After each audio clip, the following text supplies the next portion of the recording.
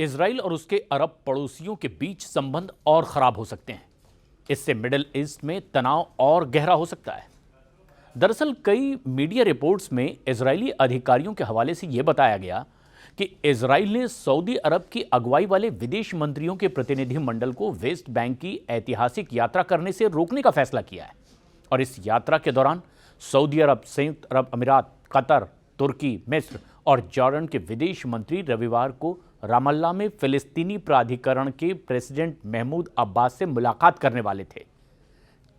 Media reports में Israel ने एक वरिष्ठ इजरायली अधिकारी के हवाले से बताया कि फिलिस्तीनी प्राधिकरण प्रतिनिधि मंडल की यात्रा का इस्तेमाल फिलिस्तीनी स्टेट की स्थापना को बढ़ावा देने के लिए करने की योजना बना रहा था।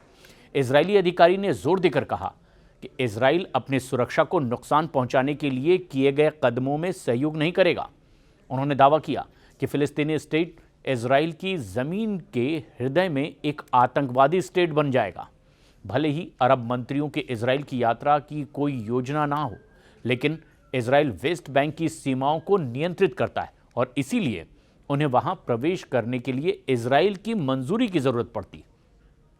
प्रिंस फैजल बिन फरहान की ये यात्रा 1967 में इजराइल के द्वारा वेस्ट बैंक पर कब्जा करने के बाद किसी सऊदी विदेश मंत्री की पहली यात्रा मानी जा रही थी।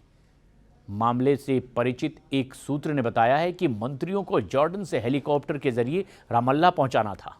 बताया यह जा रहा है कि इस यात्रा को रोकने का फैसला इजरायली प्रधानमंत्री बेंजामिन नेतन्याहू के द्वारा आयोजित मंत्री स्तरीय परामर्श के दौरान में लिया गया है और इस कदम से वेस्ट बैंक पर इजराइल के नियंत्रण की वैधता पर भी सवाल उठेंगे।